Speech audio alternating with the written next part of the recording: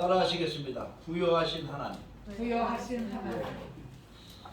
부여하다는 말씀은 재물이 풍족한 것, 재산이 넉넉하고 많다는 것을 의미합니다. 우리 하나님 부여하신 하나님입니다. 생명까지 하나님이 다 가지고 있어요. 영적인 세계 다 하나님 것입니다. 그리고 물질적인 세계, 이 3차원의 세계도 다 하나님 것이에요. 그래서 이 오늘 본문 말씀을 토대로 부여하신 하나님을 우리가 한번 만나보고 우리가 신앙생활하고 우리의 삶과 인생이 어때야 되는지, 어떻게 살아야 되는지 한번 깨닫고 은혜받는 시간을 갖기를 축원합니다. 오늘 네 가지 질문을 드리겠습니다. 네 가지 질문. 첫 번째는 하나님은 부여하신가? 하는 질문입니다. 하나님은 부여하신가? 우리 하나님은요, 사랑의 하나님이고 공의의 하나님입니다. 우리를 사랑하시되 끝까지 사랑하시고 죄악에 대해서는 심판하시는 하나님입니다. 그렇게는 잘 알고 있는데 과연 하나님은 부여와 무슨 상관이 있나? 오늘 본문 말씀, 우리 주 예수 그리스도를 은혜를 너희가 알거니와 부여하신 이로써, 부여하신 예수 그리스도가 부여하신 분인데 우리 하나님은 과연 부여하신 분인가? 한번 살펴보기로 하겠습니다. 창세기 1장은 천지 창조의 장입니다. 창세기 1장 2절, 하나님이 천지를 창조하신,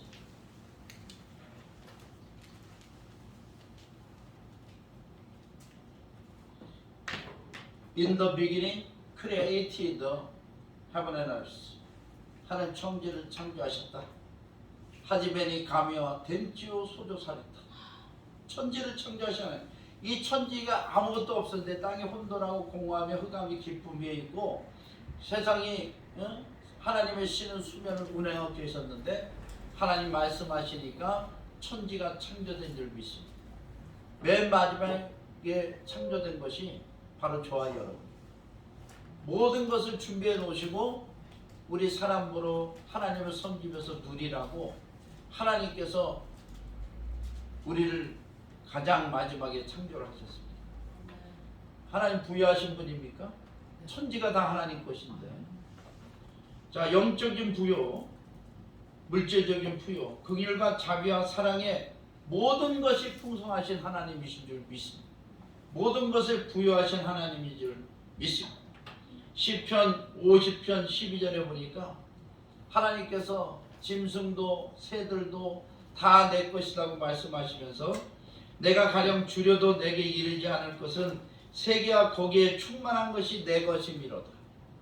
다 하나님 것입니다. 우리는 잠시 빌려서 쓸 뿐이죠. 나중에는 갖고 가는 것이 다 놓고 갑니다.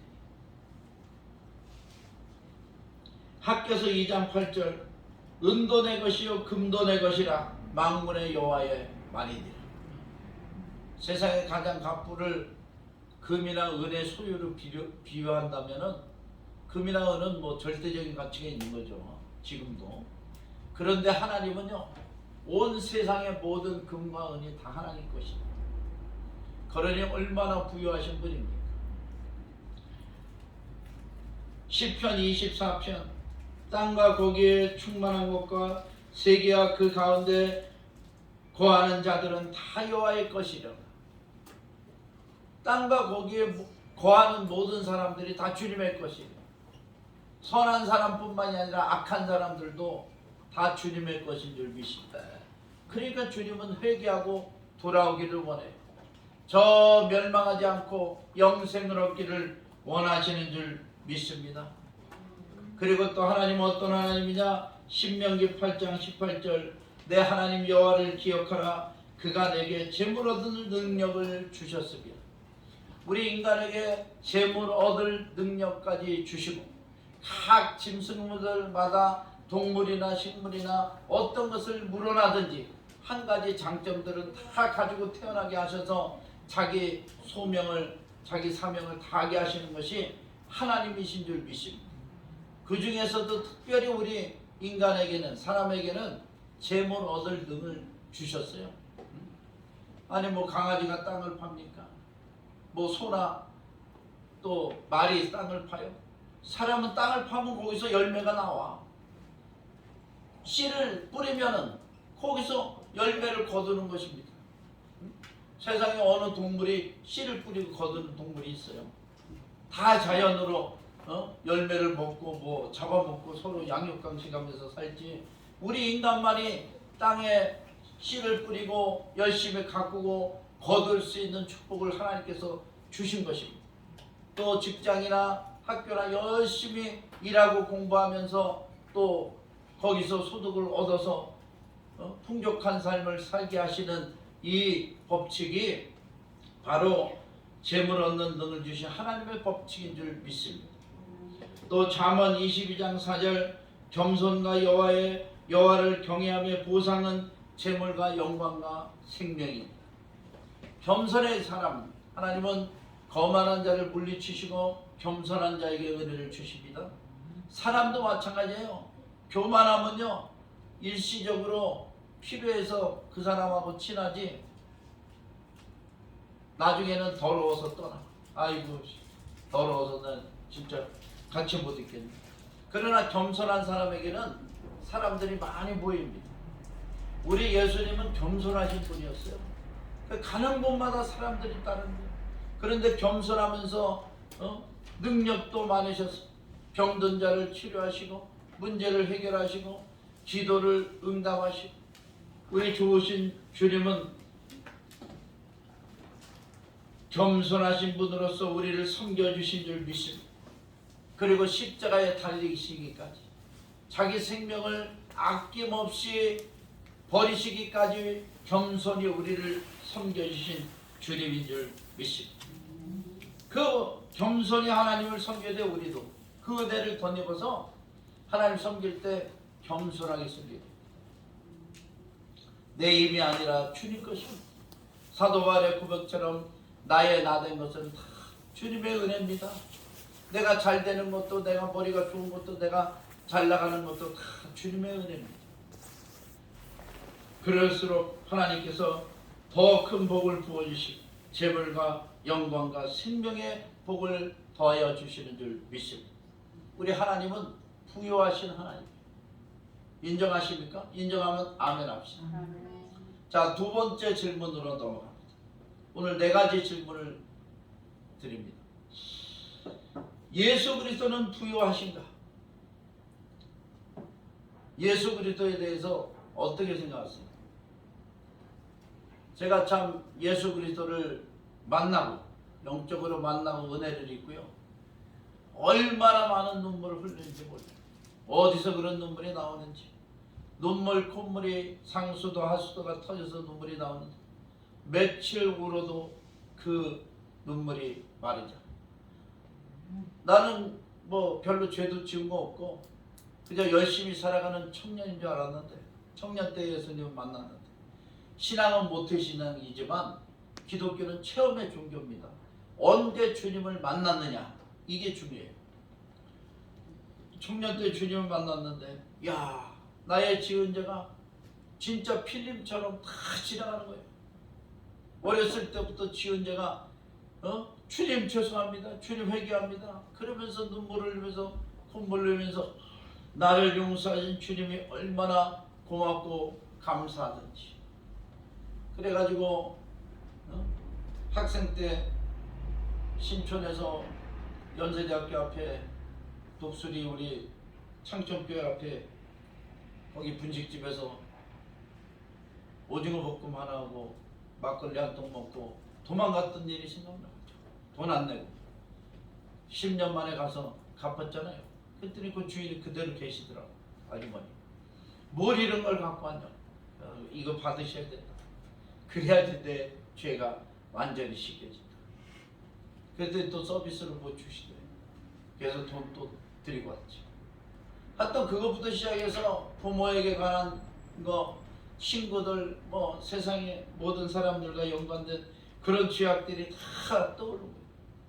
그래서 그걸 다 회개합니다. 자, 예수 그리스도는 부유하신가? 오늘 본문 고린도후서 8장 9절에 말씀을 보겠습니다. 우리 주 예수 그리스도의 은혜를 너희가 알거니와 부요하신 자로서. 예수님은 부요하신 분입니다. 부요란 처음에 말씀드렸지만 영적인 부요와 물질의 부요를 다 말하고 있는 것입니다.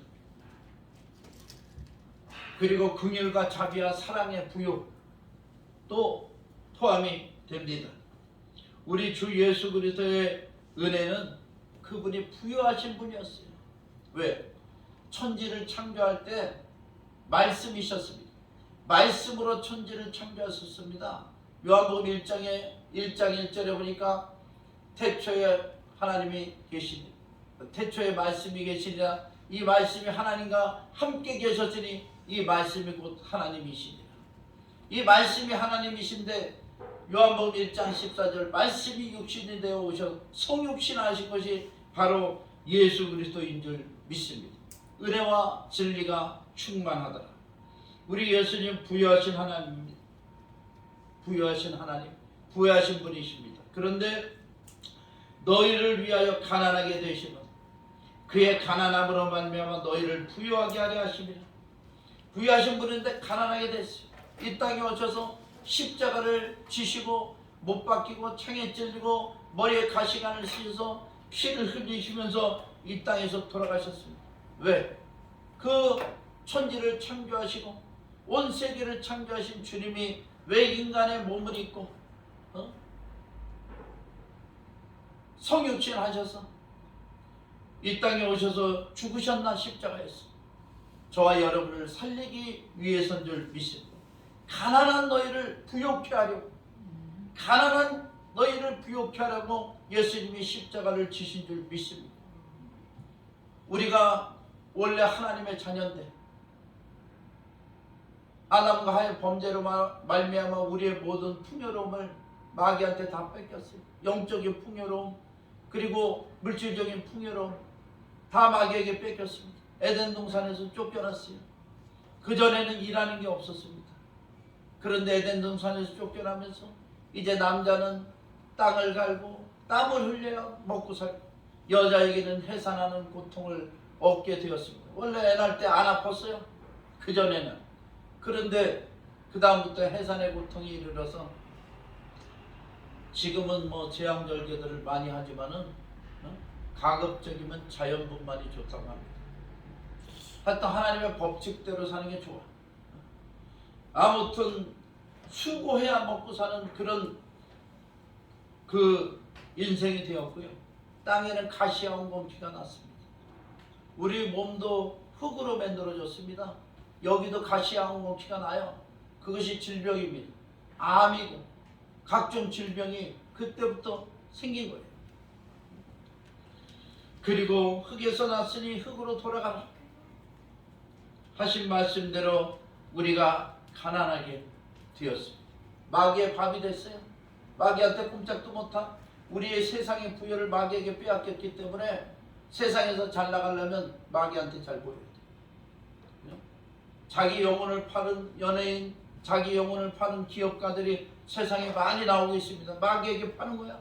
그러면서 부여와 물질의 축복을 얻고 자기 영혼은 팔고 결국에는 멸망이지만 이 땅에 사는 동안은 풍요로움을 누릴 수 있겠죠.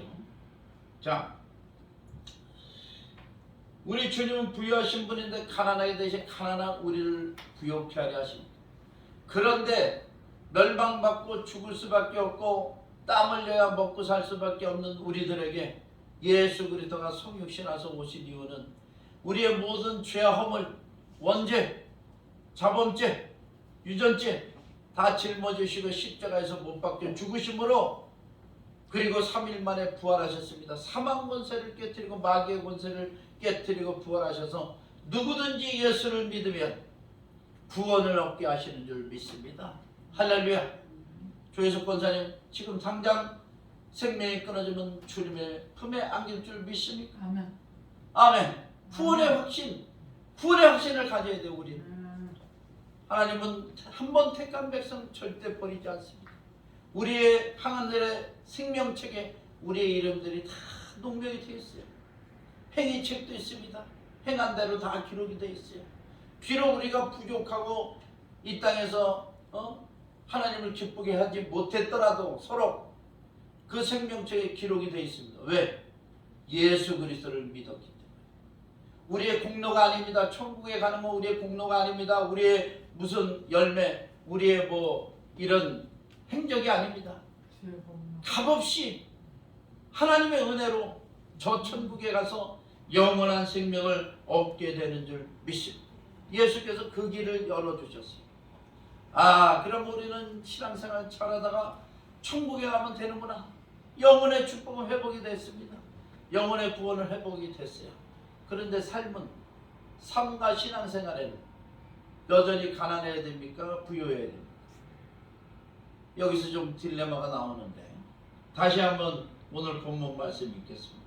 우리 주 예수 그리스도의 은혜를 너희가 알거니와 부유하신 이로써 너희를 위하여 가난하게 되심 그의 가난함으로 말미암아 너희를 부유하게 하려 하십니다. 저는 예수님을 생각할 때 이때까지 하나님의 은혜를 받고 눈물 콧물 흘리고 그리고 회개하고 성령을 받고 방언으로 기도하면서 20여 년 동안을 철야 기도하면서 이렇게 목회생활을 해나갑니다. 신학하고. 그런데요, 저는 주님을 생각할 때마다 우리 예수님을 생각할 때마다 십자가에 못 박힌 그 모습이 생각났어요. 주님을 생각하면 눈물이 나요. 그리고 그 은혜에 감격이 됩니다. 그리고 주님을 생각하면 로마 병정들에게 채찍에 맞고 그리고 또 침뱉음을 당하고 죽은 나사로를 살리고 그리고 병든 자를 고치고 귀신을 내어쫓고 그렇게 우리를 위해서 선한 일을 하셨는데도 불구하고 사람들에게 멸시와 천대를 받았던 그런 예수님이 생각납니다. 그래서 어떤 마음이 들었냐면 나도 멸시 천대 받는 것이 마땅하다. 나도 뭐 사람들에게 미움받는 게 마땅하지. 그리고 나도 또 이렇게 십자가에 못 박인 예수님의 고통을 겪는 게 마땅하지. 이렇게 생각을 했어요. 그래서 누가 헌금을 주면 헌금을 감사해서 아픈 분들 기도해주고 귀신을 내어쫓고 헌금을 받으면 헌금 줄이 무서웠어. 그 돈이 무슨 물질적인 그 부담이 됐어요. 그래서 10,000원 이상짜리를 안 사 먹었습니다. 냉면 한 그릇 먹고 싶어도 김밥 한 줄로 때우고 그렇게 살았어요. 그런데 요새 이제 최근에 와서 저도 나이가 들었잖아요. 땅도 사고 교회도 지어야 되고 100명의 선지자를 후원하고 100개의 교회를 세워야 되는데 그런데 앞으로도 계속 그래야 되는가? 앞으로도 계속 그래야 되는가? 100명의 선교사를 후원하면 한 분에 10만 원씩 100명이면 1,000만 원입니다. 한 달에 1,000만 원 이상 수입이 있어야 저들을 선교할 수 있고 그분의 부모도 우리 요양센터에서 돌보기를 원하고 그분의 자녀들도 혹시 그 학업이 중단되거나 그런 학생들이 있으면 우리가 모아서 MK 선교사님 자녀들도 이렇게 기숙생활하면서 잘 성장할 수 있도록 도와주고 싶은데 그러려면 그게 뭐 지금 형편 가지고는 되는 게 아니죠. 그리고 또 100개의 선교센터를 세우고 100개의 교회를 세우려고 합니다. 저 인도는 400~500만 원 정도면 교회 하나를 세워요. 거기는 인건비를 안 줘도 됩니다. 그 목회자들이 모여가지고 서로 교회를 쳐요. 그래서 좀 가장 저렴한 것 같습니다. 인도의 교회는 400만 원, 500만 원쯤입니다. 파키스탄은 요번에 우리 글로리 브레스 처치 질 때 2천만 원 들었습니다. 파키스탄.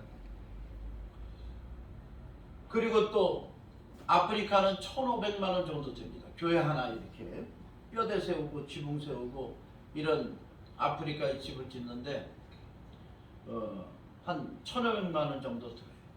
그러면 이제 마지막 때를 준비하고 예수 믿는 사람들, 믿음의 사람들에게 물류를 공급하고 그런 선교센터와 우리 오륙통상을 저 미국의 동부, 서부, 일본, 뭐 중국, 러시아에 뭐 이런 세계 각국에 100개를 세우려면은 제가 생각할 때는 얼핏 계산해 봤습니다. 계산해 보니까 야, 이렇게 평균적으로 한 1억씩은 잡아야 되겠다. 졌다고 끝나는 게 아니잖아요.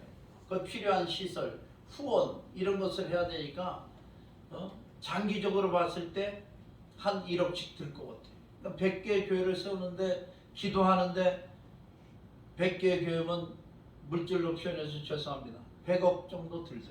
100억 정도 들겠습니다. 그러면 지금 형편 가지고 이게 100개의 교회를 세울 수 있을까? 물론 하나님이 역사하시면 되죠. 제가 하는 게 아니라 주님이 하십니다. 그런데 주님이 어떤 방법으로 하셔요? 야, 그런 생각이 났습니다. 자, 그래서 다시 한번 예수 그리스도에 대해서 생각하게 되십니다. 예수 그리스도는 과연 부유하신가?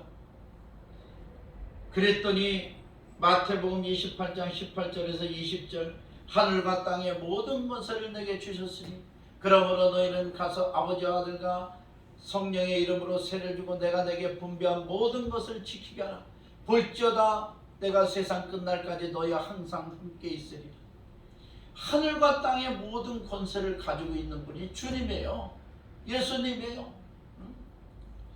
야, 그러면은 그때 성령 받은 제자들이 나와서 예수 그리스도의 복음을 전파할 때 병든 자가 치료받고 귀신이 떠나가고 문제가 해결되면서 곳곳에 교회가 세워지고 부흥이 되고 2000년이 지난 한국이 기독교의 성장이 최고 빠른 그런 축복의 나라가 되었습니다. 선교사도 25,000명을 파송하는 그런 나라가 됐어요. 인구 대비 가장 많은 세계 선교사를 파송하는 나라가 되었습니다. 그리고 우리나라가 가난합니까? 구한말까지는 엄청 가난한 나라, 6.25까지는 엄청 가난한 나라였는데 서방 세계에서 기독교 단체들이 와서 우리나라에 구하원, 양로원 그렇고 이런 것들을 세우면서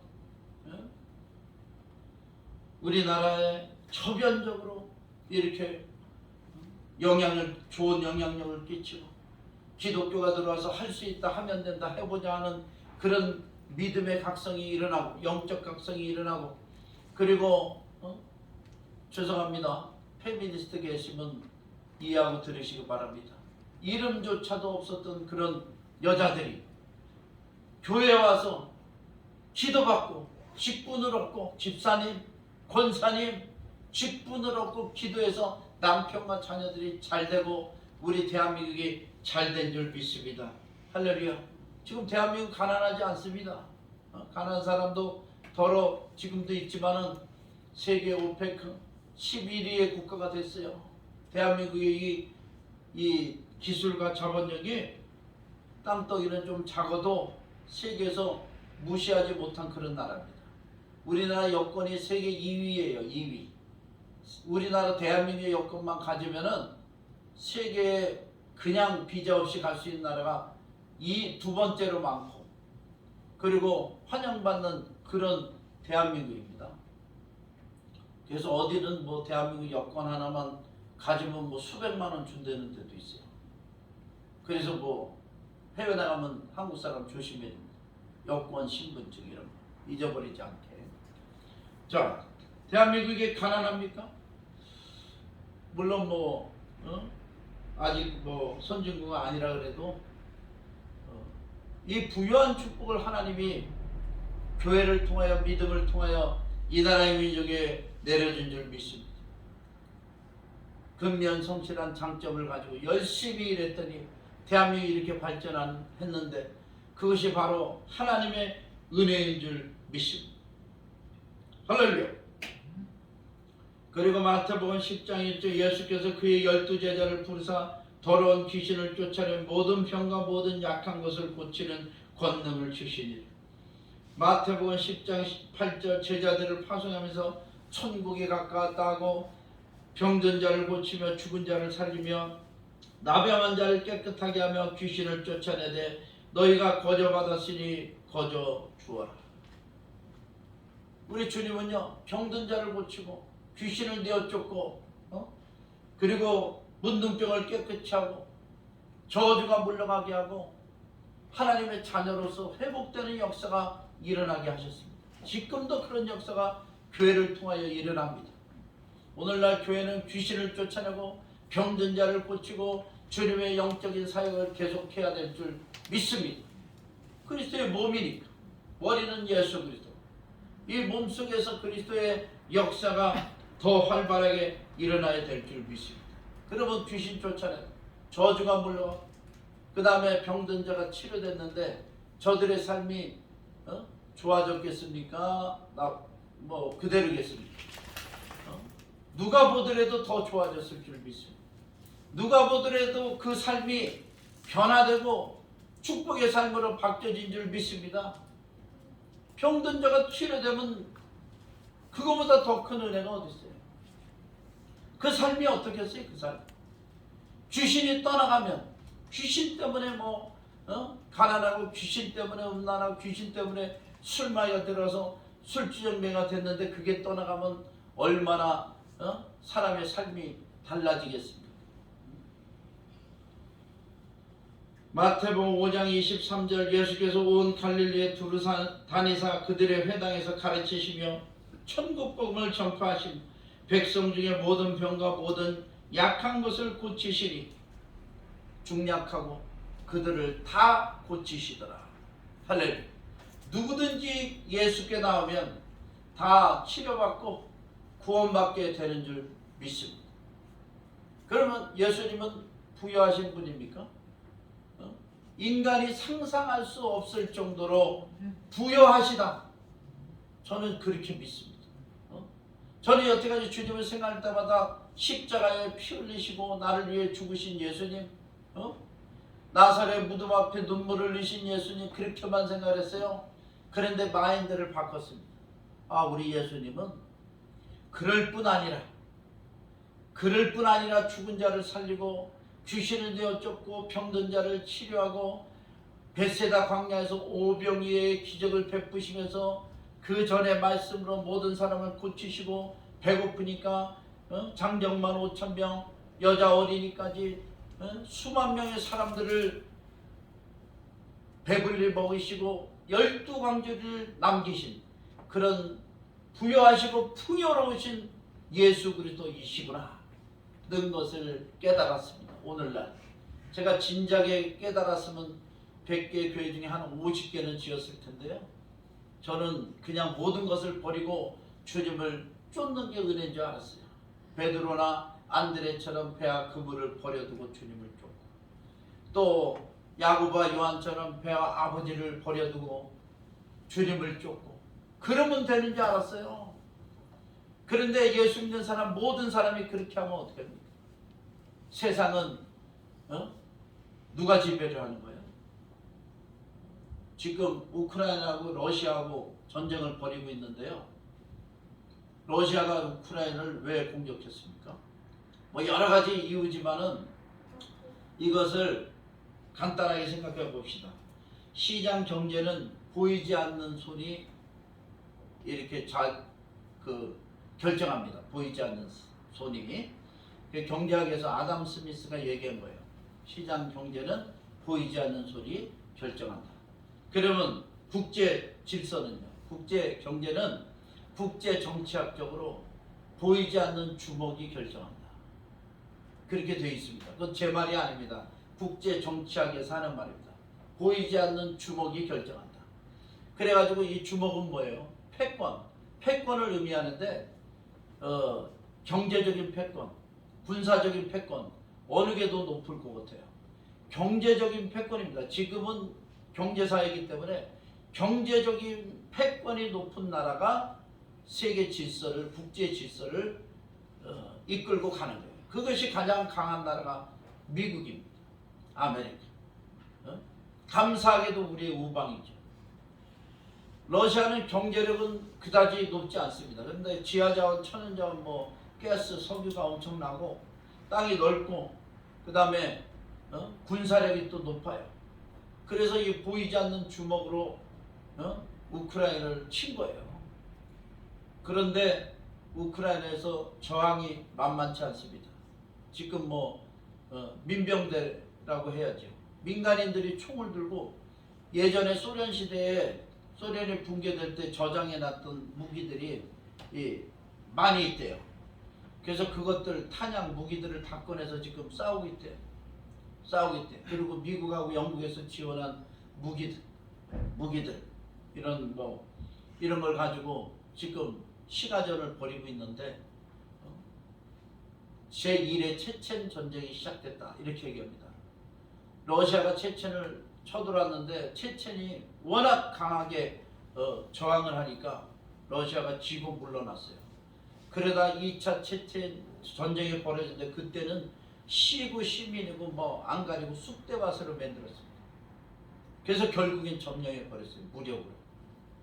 그래서 지금 제1 체첸 전쟁이 일어났다.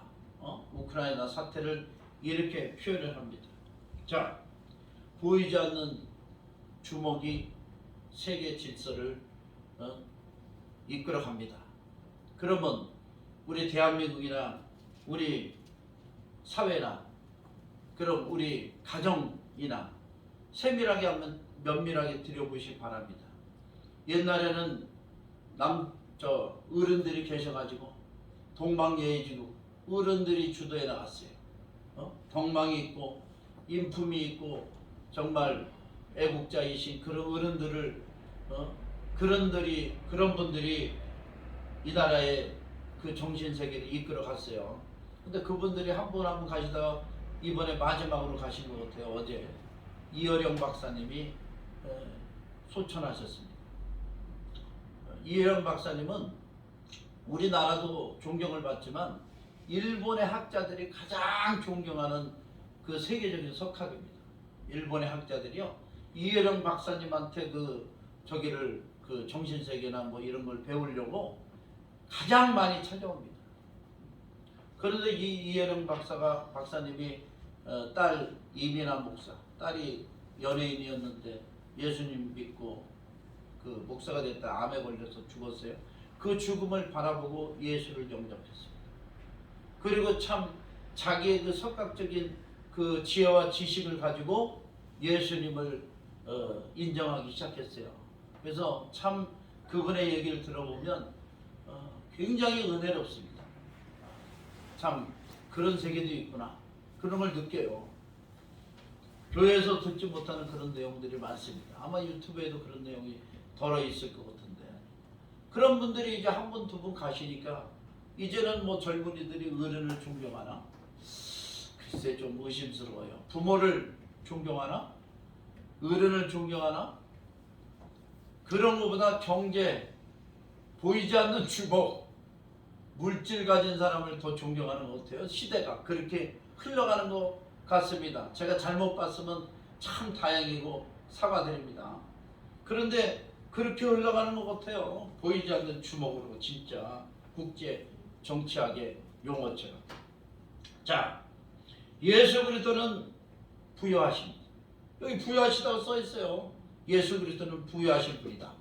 근데 가난하게 되시면 가난한 우리를 부유케 하셨다. 그리고 부유케 하고 주님은 다시 부여로운 자리로 올라가신 줄 믿습니다. 인정하시면 아멘 합시다. 그 다음에 이제 세 번째, 성령님은 부유하신가? 성령님은 부유하신가 한번 보십시다. 성령님은 보혜사십니다. 보혜사. 요한복음 14장 26절. 또 다른 보혜사. 예수님이 우리의 보혜사인데 예수님이 가시고 또 다른 보혜사를 우리에게 보내셨어요. 요한복음 14장 16절 17절. 그 보혜사가 성령님이 우리와 영원토록 함께 계신다. 그렇게 말씀하셨습니다. 이 보혜사는 헬라어로 파라크레토스라고 합니다. 파라크레토스. 따라합시다. 파라크레토스. 옆에서 돕는 자, 곁에서 돕는 자라는 의미예요. 그래서 이것을 영어 성경에서는 카운셀러라고 해석을 했습니다. 카운셀러. 그 다음에 파트너. 파트너의 역할을 합니다. 파트너는 동업자입니다. 동역자. 성령님 우리의 파트너가 되시고 그 다음에 돕는 자가 되셔요. 헬퍼가 되십니다. 헬퍼. 우리를 도와주시고 그 다음에 코치도 되십니다. 코치. 감독은 시키고 코치는 옆에서 같이 뛰는 거예요. 성령님 우리와 동행하시는 줄 믿습니다. 제가 어느 부흥에서 부흥회를 인도하러 갔다가 너무나 은혜가 넘쳤어요. 저 일인가? 전라도 이리에 가서 부흥회를 하는데 기도원에서 너무나 은혜가 넘쳤어요. 병든 자도 치료됐고요. 말씀을 증거하는데 성령이 얼마나 역사하시는지 하나도 버벅거리지 않고 다 잘 전하고 힘있게 전하고 식사도 잘 대접받고 또 사례비까지 주시네. 그래서 이전에 사례비 주면요 돈이 무서워가지고 거기다 놓고 왔거든요. 헌금하고 왔거든요. 근데 이제는 그걸 좀 제법 좋은 데 쓰고 우리 고생하는 자녀들 맛있는 것도 좀 같이 먹고 이럴 수 있는 좀 여유가 생겼어요. 풍요로움이 조금 생겼습니다. 그래도 거기서 은혜를 끼쳤으니까 거기다 그 재단에다 놓고 오는 것보다 그 재단에 이제 은혜 받은 성도님들이 섬기라고 하고 거기 사례는 받아서 또 제가 와서 좋은데 써야 되겠다 이렇게 마음먹고 오는데 얼마나 마음이 편하고 기쁜지. 하나님의 역사를 봤으니까 병든 자가 치료되고 문제가 해결되고 기도가 응답받고 막 그래가지고 막 찬송을 부르면서 방언으로 기도하면서 막 오는데요 너무 기쁘더라고요. 그래서 성령님 감사합니다. 저를 써주시니 감사합니다. 그랬어요. 그때 제 마음속에 그런 감동이 오더라고요. 나도 너한테 감사하다. 아니 성령님은 하나님이신데 저 같은 종에게 감사하다니요. 그랬더니 네가 일했기 때문에 내가 일했다. 네가 일하지 않았으면 나는 일할 수 없다. 이렇게 얘기하시 감동이 들더라고요. 아 그렇구나. 성령님이 나를 통해서 일하시는구나. 내가 이 주신 은혜를 가만히 갖고 있으면 성령님이 나를 통해 일하지 않으시구나. 그걸 깨달았습니다. 그래가지고 성령님은 나의 동역자시구나. 파트너구나. 코치구나. 그렇게 깨달았습니다. 그리고 어드바이저, 그 다음에 가이드, 갈 길을 모를 때 인도하시는 분이 성령님이신 줄 믿습니다. 또 고린도전서 12장에 보면 은사, 성령의 은사가 나옵니다.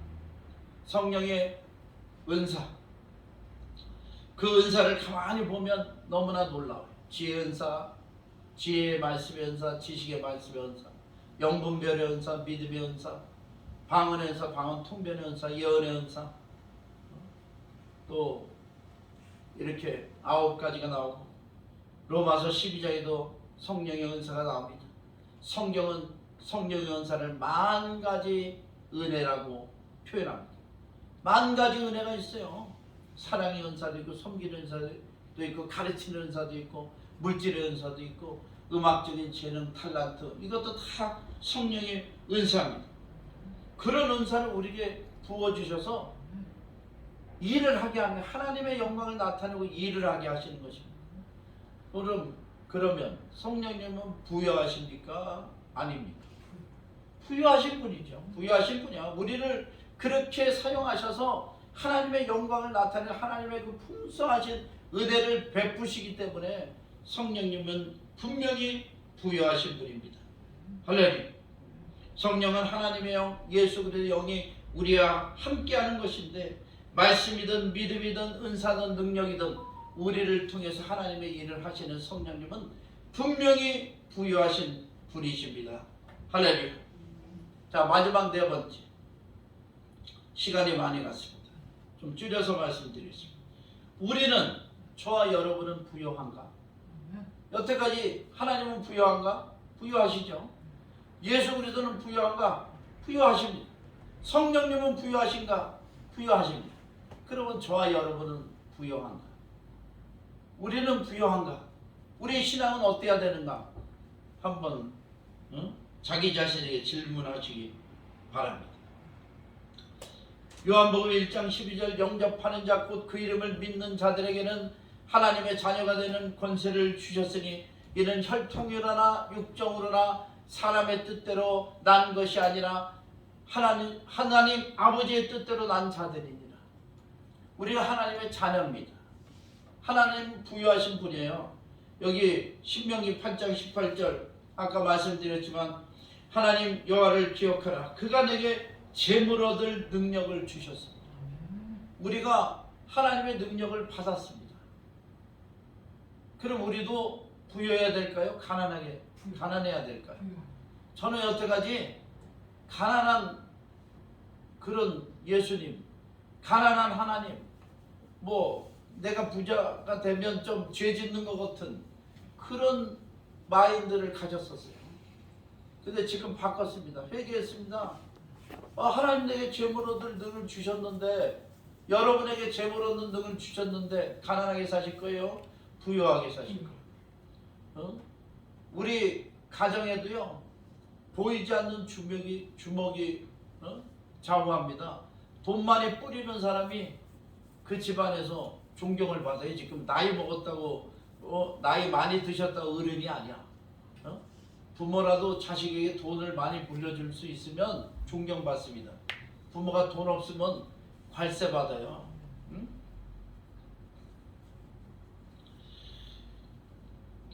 남편도 아내도요, 돈 잘 벌어다 주면 좋아합니다.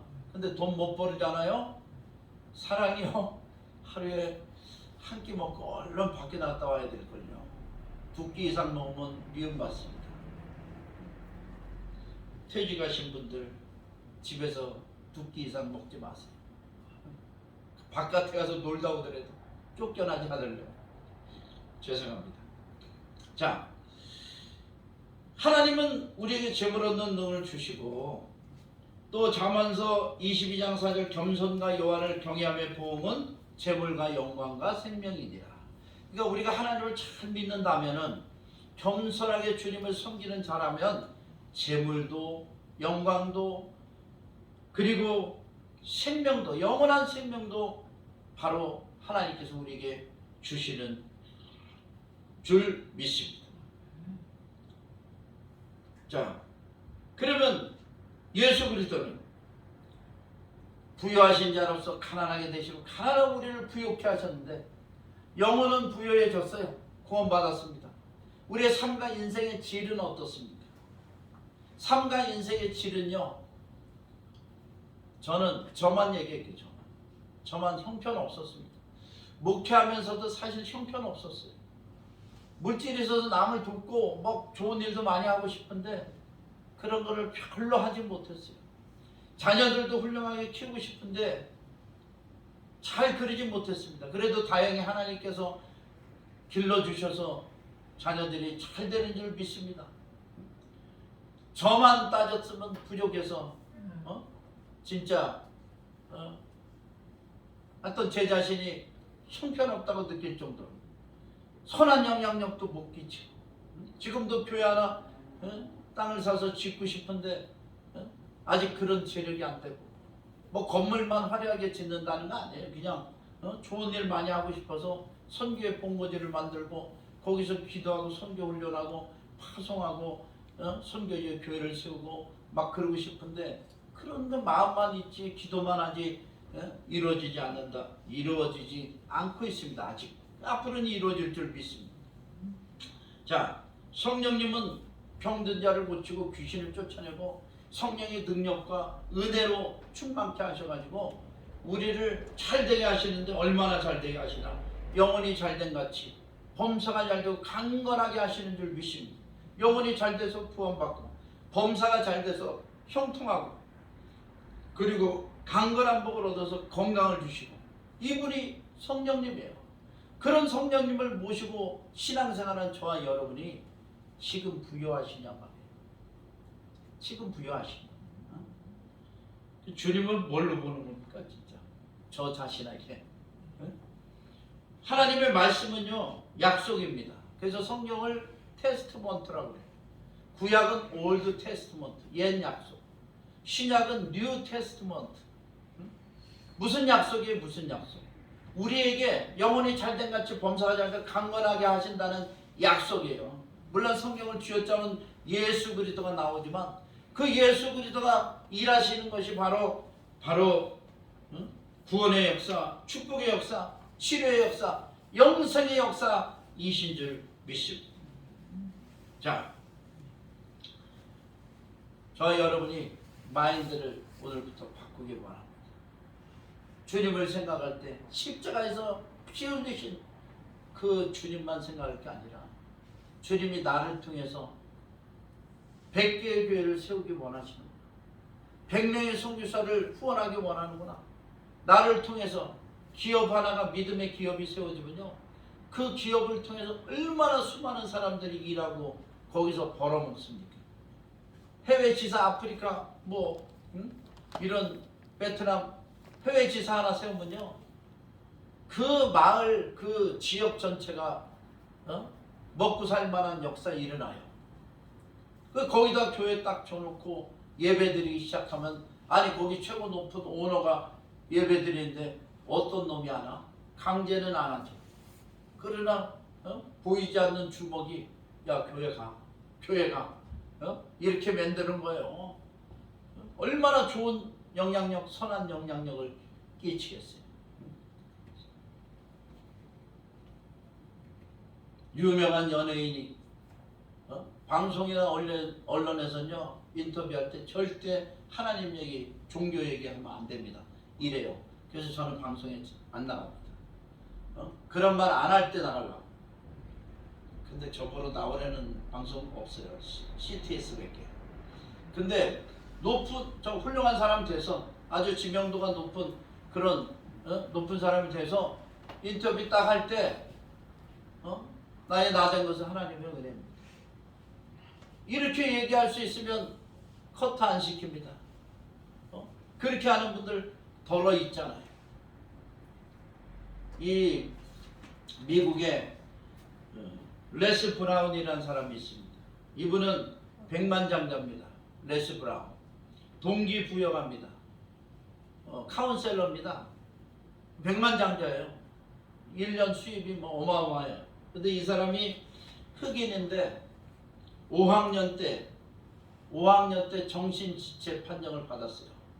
정신지체. 그래가지고 유급이 됐습니다. 그래서 4학년으로 강등이 됐어요. 5학년 때. 그 다음부터 이제 성장하는데 한 살 어린 애들하고 이제 성장을 한 거예요. 중학교, 고등학교를 들어갔습니다. 거기 우리나라도 마찬가지지만 특수교육과가 특수한 아이들 반이 있어가지고 거기 이제 나름대로 이제 다 학년은 진학을 하는 거죠. 고등학교 때 자기가 모르는 선생님이 들어오더니 자기를 가르치면서 너 나와서 칠판에 내가 부르는 거를 써라 그러더래요. 그래가지고 얼굴이 빨개지면서 전 못해요. 그래가지고 왜 못하니? 우리 처음 보는 선생님인데 우리 선생님 아니잖아요. 그랬더니 나는 뭐뭐를 가르치는 선생님이야. 괜찮아 나와. 그랬더니 또 못해요. 그러는 거예요. 그래서 왜 못하니? 두 번째 물어보니까 나는 정신지체 아동입니다. 정신지체 학생입니다. 그래서 못해요. 누가 그러든 다른 사람의 판단이 너의 현실이 되게 하지 마라. 그 말이 자기에게 이제 쇠망치같이 때렸다는 거예요. 다른 사람의 판단이 나의 현실이 되게 하지 마라. 너의 현실이 되게 하지 마라. 그 말이 마음에 부닥쳤대요. 그를 결국엔 나가서 부르는 대로 쓴 겁니다. 그 다음부터는 자기 인생이 달라졌어요. 정신지체가 아니에요. 그래가지고 많은 사람들에게 용기를 주는 그런 훌륭한 성공인이 됐습니다. 레스 브라운. 백만장자입니다. 꿈을 실현하라. 승리할 때까지 끝은 없다. 이런 책을 썼어요. Live your dreams. It's not over until you win. 이라는 그런 책을 썼습니다. 저와 여러분도 다른 사람의 판단이 우리 현실이 되지 않게 하십시다. 하나님 우리를 판단하셔. 하나님 부여하신 하나님. 예수 그리스도 우리를 판단하십니다. 예수 그리스도는 부여하신 예수 그리스도. 성령님도 우리에게 카운셀러가 되시고 헬퍼가 되시고 코치가 되시고 어드바이저가 되시고 가이더가 되시고 파트너가 되시면서 우리가 잘 되기를 원하시고 우리가 일하기를 원하십니다. 아주 하나님의 영광을 나타내는 그런 위대한 일들을 해나가기 원하십니다. 저와 여러분은 부유하십니까? 아멘. 부유하십니까? 아멘. 아멘 합시다. 지금 대답을 못 하셔도 됩니다. 앞으로 부유한 복을 받으시고 많은 사람들에게 선한 영향력을 끼치시고 인생은 성공하시고 삶이 윤택하고 부유한 삶을 사시고 그리고 저 영혼의 부유함을 얻으셔서 천국에서 만나는 저와 여러분 되시기를 주님의 이름으로 축원합니다. 아멘. 기도하시겠습니다. 하나님 아버지, 하나님은 부유하신 하나님인데 또 예수 그리스도는 부유하신 주님인데 성령님은 부유하신 분인데 우리는 부유에 대해서 한 번도